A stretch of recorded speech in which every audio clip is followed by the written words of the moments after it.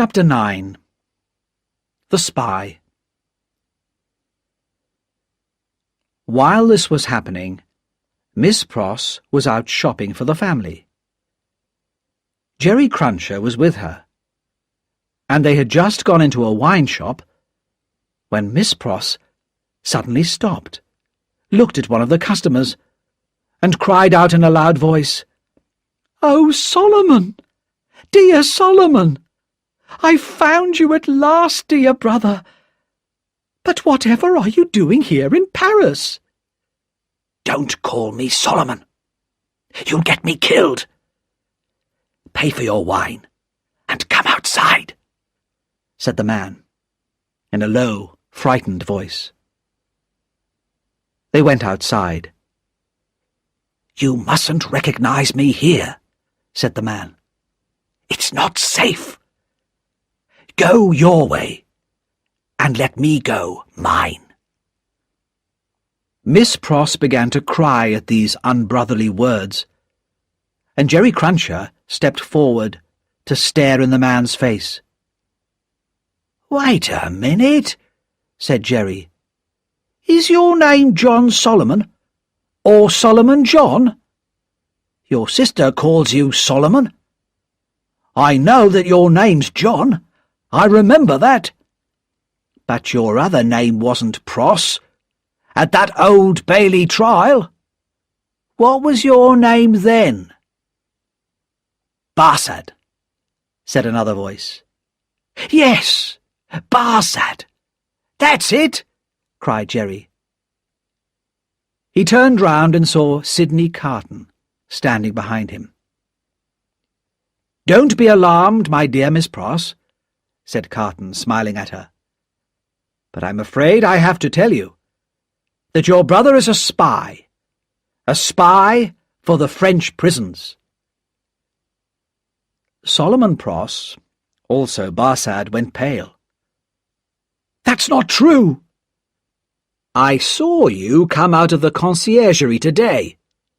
I followed you," said Carton, "and I found out what you do, and I've decided that you may be able to help me. Come with me to the office of Mr. Lorry." After a short argument, which Carton won, Barsad followed him to Mr. Lorry's office. "I bring bad news," Carton said to Mr. Lorry. "Darnay has been arrested again." "But I was with him only 2 hours ago," cried Mr. Lorry. "He was safe and free." "Even so, he has been arrested and taken to the conciergerie. And I'm not sure that Dr. Manette's good name can save him this time. So we must have Mr. Barsad's help." "I will not help you," said Solomon Pross, called John Barsad. "Oh, I think you will," said Sidney Carton, "when you hear what I could say about you. Let's think. Mr. Barsad is a spy and a prison guard. But he used to be a spy in England. Is he still paid by the English?" "No one will listen to you," said Barsad. "But I can say more, Mr. Barsad," replied Carton. Barsad had more problems than Carton knew. He could not return to England because he was wanted by the police there. And in France, before he became a prison guard for the Citizens' Revolution, he had been a spy for the King's officers. He knew that Madame Defarge, that terrible woman, had knitted his name into her list of enemies of the people. Most of those on her list had already been killed by the guillotine, and Barsad did not want to be next. "You seem worried, Mr. Barsad," said Carton calmly. The spy turned to Mr. Lorry.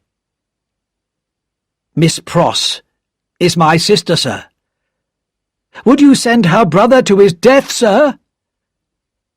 "The best thing for your sister Mr. Barsad," said Carton smoothly, "is not to have a brother like you. I think I will inform the tribunal that I suspect you of spying for England. You will be condemned at once, I am sure." "All right," Barsad said slowly. "I'll help you. But don't ask me to do anything that will put my life in danger, because I won't do it." "You're a guard at the conciergerie prison, where Darnay is, aren't you?" said Carton. "Come, let us talk privately in the next room." When Mr. Carton returned alone, Mr. Lorry asked what he had done. "Not much," replied Carton. "But if it goes badly for Darnay tomorrow, I can visit him once. It's all I could do." "But that will not save him," cried Mr. Lorry sadly. "I never said it would." Mr. Lorry was an old man now, with a life of hard work behind him. Tears filled his eyes as he realized he could do nothing to help Lucy and her father now. Sidney Carton felt very sorry for Mr. Lorry. "You're a good friend of Dr. Manette and his daughter.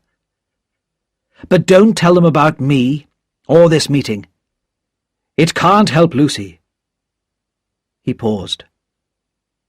"Will you go back to London soon?" "Yes. My work for Tellson's bank here is finished. I have the necessary papers to leave Paris. I was ready to go tomorrow." "Then don't change your plans," said Carton, very seriously. Later that night, Sidney Carton visited a shop in a quiet corner of Paris. He wrote on a piece of paper the names of several powders and gave it to the shopkeeper. "For you, citizen?" asked the shopkeeper.